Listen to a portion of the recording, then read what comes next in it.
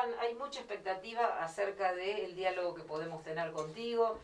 En principio, cuidados paliativos, que ha dado tanto que hablar, sobre todo en estas últimas horas, que este caso de Solange, la chica que falleció sin despedirse de su padre, ha vuelto a poner en el tapete. ¿Cómo están los pacientes transitando en esta particularidad del COVID? En este momento nosotros lo que estamos haciendo es un seguimiento en domicilio.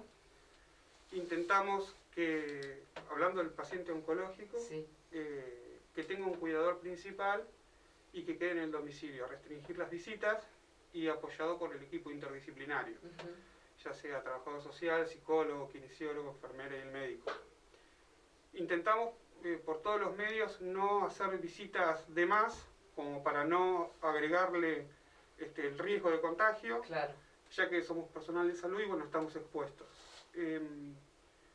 Hay un protocolo que es relativamente nuevo para estos pacientes en el domicilio. Ahora se implementó en uno de los primeros hospitales que lo hizo en La Plata, es el Hospital Rossi, que creó un protocolo para pacientes oncológicos y que puedan no pasar sus días solos. claro. Tenemos el sobreagregado, que son pacientes con más riesgo de contraer COVID, con los cuales también tenemos pacientes oncológicos con COVID. Y bueno, lo que hacemos es elegir el cuidador principal con la familia. Sí. Ese cuidador tiene que tener todas las medidas de bioseguridad y una vez que se recambie el cuidador o si el paciente fallece, bueno, que cumpla su aislamiento en domicilio como para no sobreexponer a la población. Y además, Juan, también, ¿cuánto que aprender ustedes? Porque es en el tránsito que van aprendiendo. Y vamos ¿no aprendiendo sobre la marcha, sí. Con todo lo que no se sabe, además que sabe. la misma Organización Mundial de la Salud sí. no está pudiendo dar estamos certezas. Estamos aprendiendo todos. Sí, sí, sí. ¿Y cómo se acompaña el familiar que tiene que transitar con este familiar querido en esta circunstancia? ¿Hay alguna recomendación? Mira, algo una herramienta que se le pueda munir. Nosotros lo que estamos haciendo acá en Magdalena, tomamos un poquito de cada cosa y lo fuimos adaptando. Sí. Tenemos en el hospital, por ejemplo, en la sala de aislamiento de COVID, donde se ve el trabajo de pocas personas, pero en realidad son un montón. Hay un comité de crisis.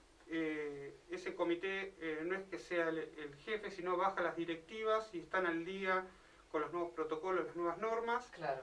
Y nos baja línea, ¿sí? Siempre nos vamos adaptando a las diferentes circunstancias. Tenemos un equipo donde se hace un seguimiento familia por familia, que es un trabajo enorme de la gente de estadística y de acción social, sí. Que eso no se ve, son las que laburan un montón, 24 horas. Que son tres, creo, las mismas tres. Sí, se van rotando. Desde el caso cero, sí, digamos. desde el caso cero, claro. Somos muchos, atrás de un paciente somos muchas personas. Sí, sí. Que ya te digo, no se ve. El trabajo increíble de enfermería, que yo creo que es también para destacar, yo creo que hemos tenido suerte, toco madera, porque ningún personal nuestro de salud que atiende COVID al momento se ha contagiado. Eso es importantísimo. Claro, sí. Las enfermeras nos retan, nos siguen, son impresionantes. Vos sos uno de los médicos que está en la sala de aislamiento, ¿no es cierto? Es un equipo de muchas personas, sí. Donde cada uno cumple su tarea, ¿sí? En este momento somos 3 los que estamos dentro de la sala. Después tenemos la gente del comité, la gente de estadística y de acción social y el personal de enfermería, que también se va rotando, que siempre son los mismos. Claro. Esa es la idea de coactar y tener un equipo más chico para no ir contagiándonos. Claro, claro. Sí, sí, sí, entiendo. Y en esta cuestión de los cuidados paliativos, que vamos a ir un poquito, ir y venir sobre eso y sobre el COVID también. Porque, bueno, hablamos de COVID, pero hay un montón de otras enfermedades que siguen estando, la gente las sigue padeciendo, gente que a lo mejor, y no solamente cáncer, sino también algunas otras enfermedades que transitan con mucho dolor, como puede ser artrosis, por ejemplo. Claro, lo que pasa es que también no te olvides que los cuidados paliativos no es solamente para pacientes oncológicos, claro. Y los pacientes con COVID también tienen otras enfermedades. Sí, son sí. pacientes que son diabéticos, que tienen cardiopatías o inmunodeprimidos por cualquier otro tipo de patología que utiliza medicación que encima los inmunodeprimen. Sí, sí. Entonces tenemos que estar atentos. Utilizamos más o menos la misma modalidad de trabajo con un equipo que es interdisciplinario, nosotros llamamos que es plano, o sea, acá no hay jefes ni nada, sino uno interactúa con el otro para darle lo mejor. Claro. Ahora estamos hablando del equipo que sostiene a ese paciente que está con esta enfermedad puntual. Y el cuidado paliativo, ¿está bien decir cuando, por ejemplo, ya el paciente está con una enfermedad que sabemos que el tránsito es hacia la despedida, ¿está bien el término enfermo terminal? ¿Está bien utilizado? Sí, la patología es terminal. Sí. Hay que diferenciar si la patología es terminal o el paciente está muriente, que es diferente. Sí. Puede ser una patología terminal, como una enfermedad pulmonar obstructiva crónica o una insuficiencia cardíaca, que también requiere cuidados paliativos. Sí. O un paciente que esté cursando, que esté muriente, que esté cursando la terminalidad de su enfermedad terminal. Claro, claro. Y ahí, ¿qué se le dice al paciente que a lo mejor está muy consciente de su realidad? ¿Cómo se acompaña en ese dolor? Y lo que ya es inevitable, que es la partida. Claro, habitualmente, como empezamos a trabajar en forma temprana con ellos, intentamos que cumplan todos sus objetivos. Siempre fijamos objetivos chicos, a corto plazo, cosas que se puedan realizar. Ajá. Y la meta es ir cumpliéndolos, y ir cerrando, que el paciente vaya cerrando cosas con su familia o cosas pendientes. Sí. Eso es lo que más les preocupa, dejar cosas pendientes. Ajá. Si uno se anticipa eso, llegan bien.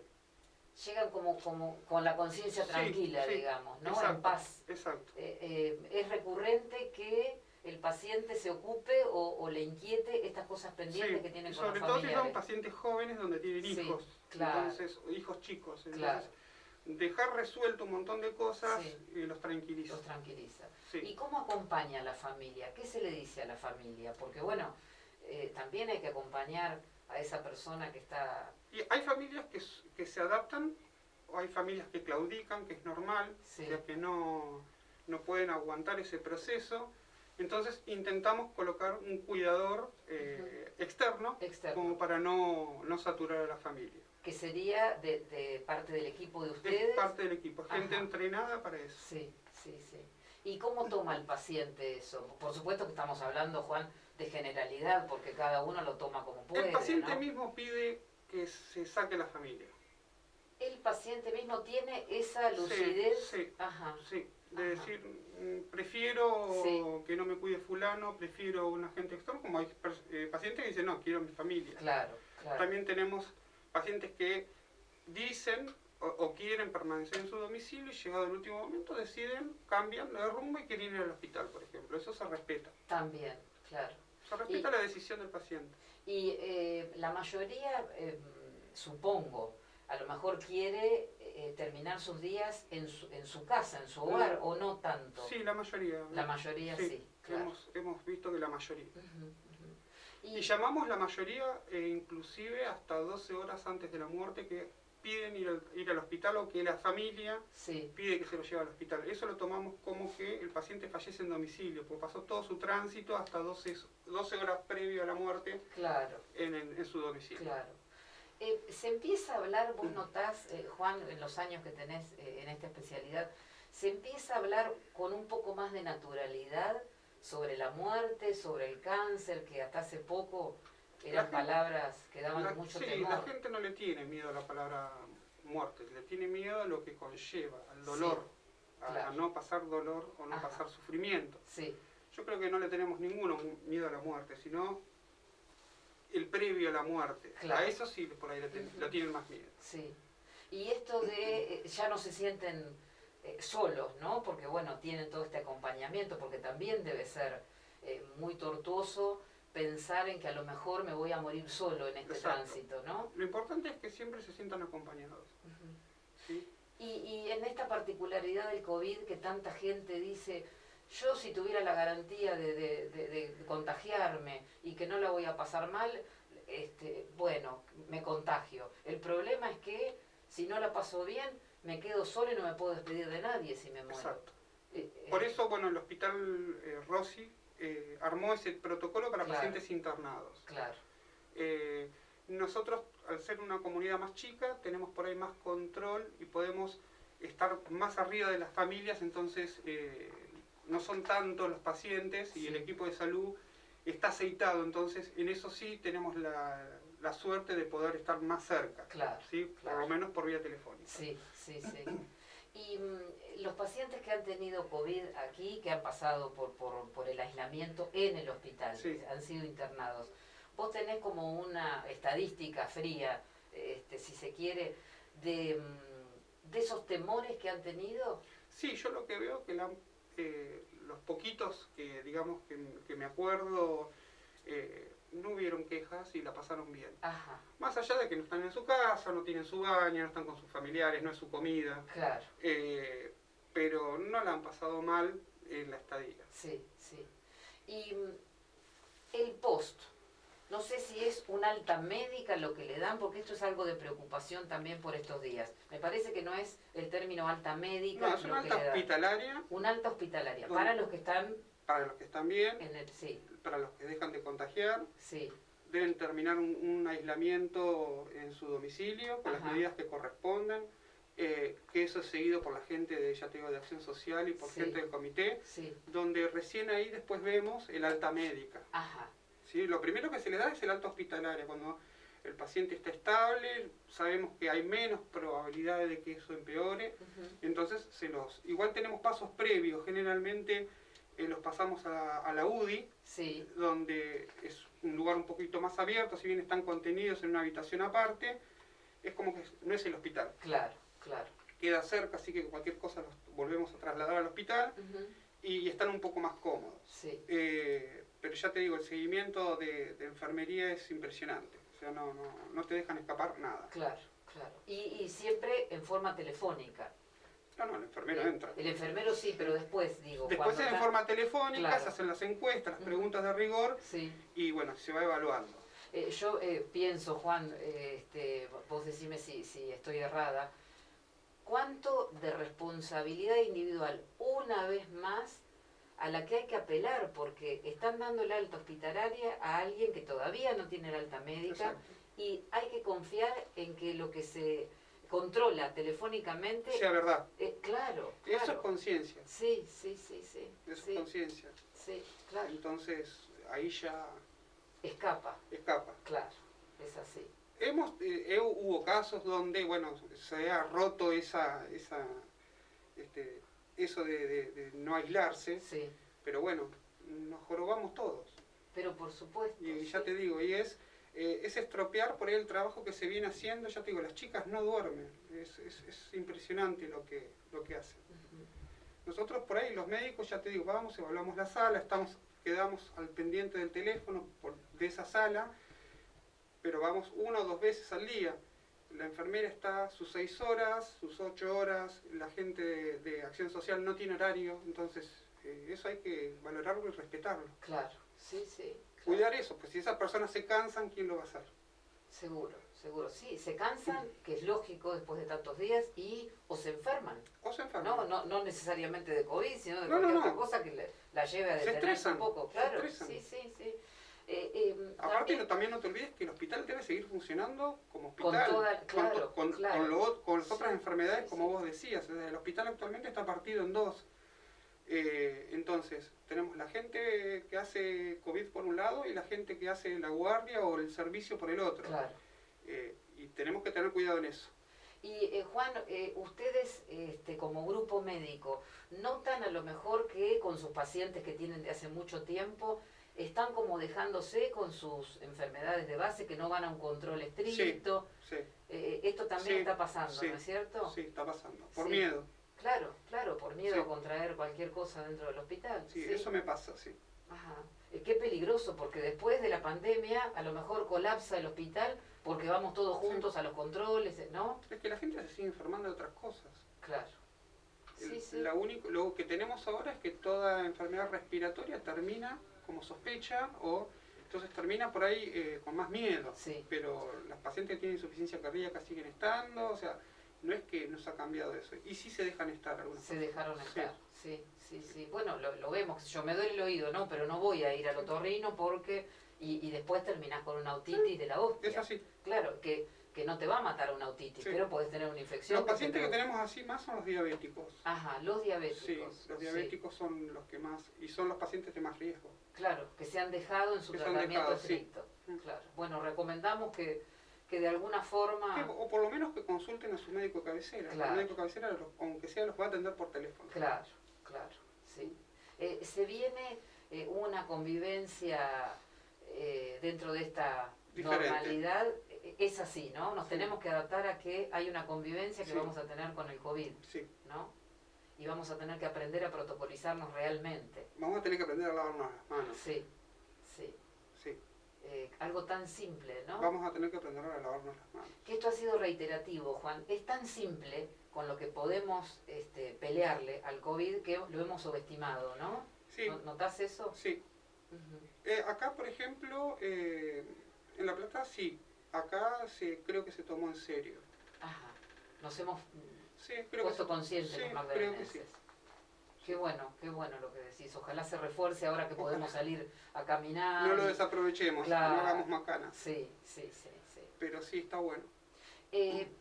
Con la cuestión de los pacientes, la otra vez se lo preguntaba al doctor Cortés, pero ya hace unos días, a lo mejor vos tenés también, y además tu mirada. Con los pacientes que ya han sido dados de alta de COVID y a lo mejor empiezan a tener ahora otra vez un poco de tos, o sienten el cansancio, o algún síntoma que pueda llegar a ser también de COVID. ¿Qué le dicen ustedes a esos pacientes? En realidad, mucho no sabemos con respecto a la inmunidad. Sí. Son pacientes que, bueno, algunos han donado plasma. La realidad es que también estamos cursando una época del año donde hay cambios climáticos y también se pueden enfermar de otras cosas, se pueden engripar. Claro. Lo que pasa es que uno queda asustado. Sí. Y convengamos además que también hay Aparte, perdóname, no es que vos te enfermas de COVID y después pasan los 20 días, 14 días, lo que sea, te hisopan y da negativo. No, el hisopado habitualmente por ahí sigue dando positivo. Lo que baja es la carga viral. La carga viral, claro. Entonces, eso también se está estudiando, mucho tampoco sabemos. Qué complejo para el paciente que lo ha padecido, porque no termina con esto que acabas de decir. Imagino que no terminará nunca de despojarse, bueno, con la tranquilidad, lo tuve, sé que no me voy a contagiar, sé que no contagio. Exacto. Que también debe ser una preocupación, ¿no? Sí. Ay, voy a contagiar. Sí, eso me ha pasado con pacientes que donde dice, bueno, puedo volver a ir a trabajar y, bueno, pero ¿dónde trabajas? Sí, donde hay muchas personas. Bueno, espera 10 días más. Ajá, claro. Porque además quedan con las defensas mucho más bajas. Sí, quedan ¿no? cansados, sí. Lo del cansancio me parece que ha sido un común denominador de la mayoría de los pacientes. Lo que pasa es que al principio se comporta como una gripe, empieza con dolor de garganta y después la parte respiratoria, si encima sos fumador y es como que eso provoca un cansancio, lo que llamamos astenia. Sí. Vos no te olvides que quedás aislado en un lugar por ahí chico donde no te movés y bueno, eso también agota. Claro. Sí, además la situación de la incertidumbre total de la enfermedad también, ¿no? Debe ser muy estresante. Sí. Juan, con esto de la despedida a ese paciente que ya se fue, volvemos sobre esta chica que no pudo despedir al padre, que lo pedía, simplemente necesito a mi papá. Psicológicamente, ¿cómo te afecta emocionalmente saber que hay alguien? Son las cosas que no están cerradas. Sí. Yo antes te hablaba de que el paciente tenía que ir cerrando cosas, bueno, la familia también tiene que ir cerrando cosas, nosotros llamamos duelo a eso. Sí. Con el duelo hay que empezar a trabajar, hay que anticiparse. Hay que anticiparse al duelo. Hay que empezar a ir a trabajar con la gente, con los psicólogos sobre todo, se encargan de esa parte. La familia se dio cuenta que no cerró cosas, entonces, o que le quedaron cosas pendientes de decirle. Bueno, eso hay que trabajarlo también porque perturba. Claro. Sí. En general, estos pacientes dan cierto tiempo como para esto, ¿no? Tiempo, Claro, sí. sí, sí, sí. Pero bueno, el tema está también que tenemos, por ejemplo, en La Plata, pacientes oncológicos que se contagiaron de COVID. Y Sí. entonces ahí, bueno, por eso se armó este tipo de protocolo como para que la familia y el Claro. no estén solos y que pueda Claro, estar. sí. Bueno, que esto también va, viene bien para todos los que nos están escuchando, para todos nosotros viene bien, porque bueno, no solamente por COVID podemos no despedirnos Sí, de un familiar. Lo que pasa que, bueno, ahora el tema, sobre todo de los velatorios y eso, bueno, eso Sí. se restringió. Entonces es como que al paciente que fallece se lo pone en una bolsa diferente, se le pone sospecha de COVID, o sea, es como que quedó todo más restringido. Claro. Y esto no es algo estigmatizante, ¿no podría cambiarse un poquito el protocolo y humanizarlo un poco más? Estamos intentando, Ajá. la realidad que estamos Sí. intentando. Sí, sí, sí. ¿Has sentido vos en los pacientes esto de me discriminaron, me siento discriminado, me siento estigmatizado, tengo miedo de salir a la calle porque van a decir, ay, va Viviana que tuvo COVID? Lo he visto, ahora ya no, con el equipo de salud. Con el equipo de salud. Sí. Sí. Bueno, Lo he visto con el equipo. acá en Magdalena. Sí. Ajá. Sí. Bueno, Sí, pero ha cambiado. Claro, ha cambiado. Sí, sí. Ujú. Pero al principio sí. Claro, bueno, viste que al principio también a nivel Sí. nacional se Sí. salía a aplaudir a las 9, después como, y bueno, y se ha visto también que lo han querido sacar del departamento a los médicos, Sí. a los enfermeros, sí, sí, sí, pero ya no. No, ahora no, es diferente. Ajá. Ahora es diferente. Notás que los miman. Es como que se fueron relajando o acostumbrando. Claro, claro. Laburar tenemos que trabajar. Sí, sí, sí, obvio, Y obvio. Aparte si no nos cuidan ustedes, no, y aparte, ustedes nos arreglan la salud, como hacemos. la realidad es que uno debería entrar bañado al hospital, cambiarse de ropa, volverse a bañar cuando termina su actividad, Sí, sí. cambiarse de ropa y recién ahí salir. Claro, claro. Eso es lo correcto. Ujú. Bueno, esos protocolos obviamente Esos protocolos se cumplen. deben cumplir. Claro, Sí. sí, sí, sí. Bueno, Juan, te agradecemos No, muchísimo. por favor. Siempre se nos vienen un montón de cosas para seguir conversando contigo, pero has venido en el medio de toda esta batalla. Sí. Lo tomaste como un descanso a esto, Sí, ¿no? lo tengo como un descanso. El descanso del buen guerrero hiciste. Bueno, en vos agradecemos una vez más a todo el personal de salud, desde el que llega primero hasta el que se va último. No, están laburando un montón. Claro, sí. La verdad que están sí, laburando sí, un montón. Y hay cosas que no se ven. claro. Bueno, vamos a... Ya te digo, porque el enfermo ve 4 o 5 caras, pero atrás de él hay 20 seguro. Claro, sí, sí, sí. Y los mismos 20 desde el 20 de marzo, Sí, ¿no? Claro, sí. claro.